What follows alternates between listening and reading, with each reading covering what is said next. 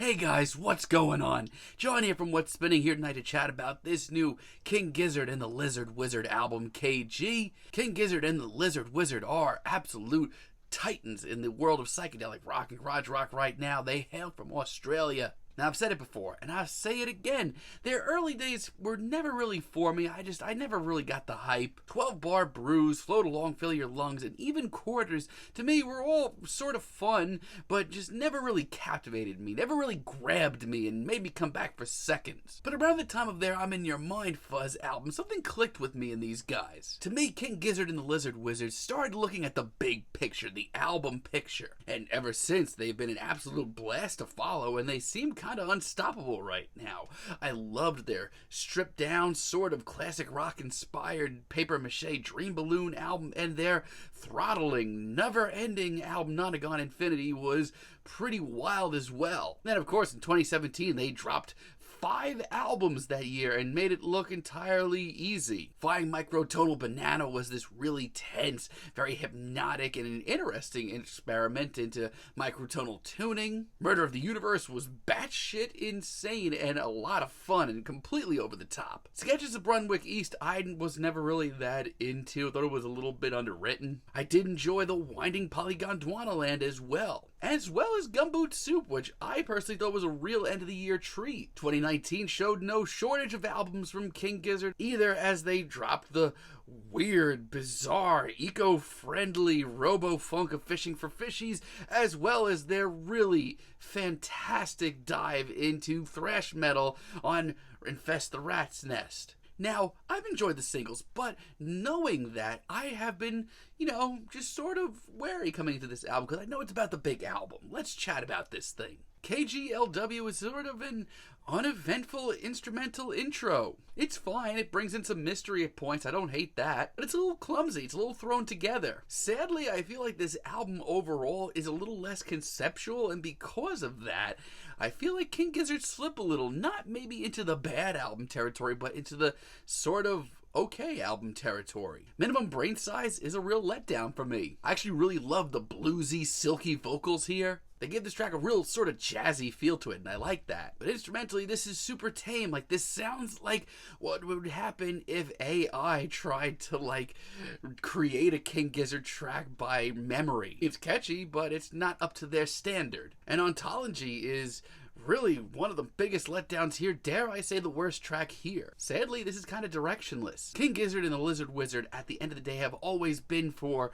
these big ideas, but this just kind of sounds like them playing and screwing around in the studio and being weird just for the sake of being weird, which is fun in the moment, but for me, not nearly as impactful. And honestly, the switch up towards the finale just seems out of place. That being said, while conceptually not their biggest album to date, and maybe a little unfocused at times, when King Gizzard and the Lizard Wizard focused, they could still write a really great track. Take, for example, Automation. I love the slick beat and the very wide variety of influences going into this track. It's just so over the top, it feels a little left field. Not only that, but I'm super into this robotic, very commanding performance on vocal. I mean, you could argue that this is King Gizzard by the books, but yeah, you're right, and that's fine by me for this track. Straws of the Wind is actually really cool as well. It actually reminds me about what drew them to me on albums like Paper Mache Dream Balloon. It sounds just like a living creature, this track. It's sort of jazzy once again. It's very progressive. Almost reminds me of the ragga rock that Ty Segall was kind of going for on his last album. The solos are sharp here. As a matter of fact, the playing all around is pretty great. It just shows King Gizzard really taking a moment to show off their musicianship.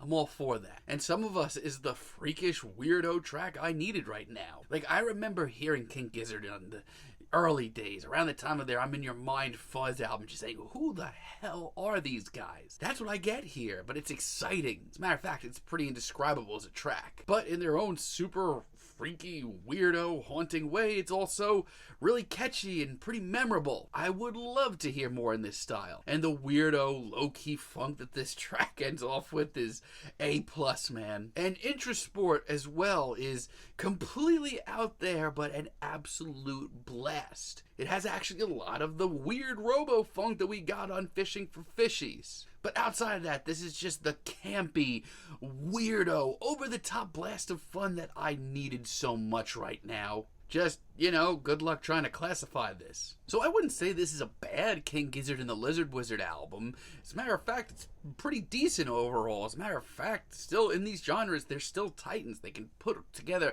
a great bunch of tracks, but I don't know, man. I can't be the only one here that thinks this is just, I don't know, maybe a little bit of a letdown. They've done so much more in the past, but this just kind of seems just about as tame as the title of this album. Odd Life does have a really great atmosphere, one of the best here. I love how chilly and eerie it is. I actually really think the synths here are a knockout. And alongside this very heady instrumental, this works great. It's one of the tracks with the most replay value here as well. Like, just listening to this, I feel like there's so much to love and so much to discover. But on top of that, there's a strange mysticism to this track that just really intrigues me. Really well done. And Honey is really good as well, even if it did catch me off guard leading up to this album. I like the very silky, bluesy folk rock of this track, but I thought that this was going to be the direction they were going down, which clearly it's not. But it's still really good. It reminds you that King Gizzard and the Lizard Wizard can do so much with a simple groove. I mean, you could argue that it doesn't fit with the rest of this album, but this album really is a mixed bag as far as sound goes. Take, for example, the finale here, The Hungry Wolf of Fate.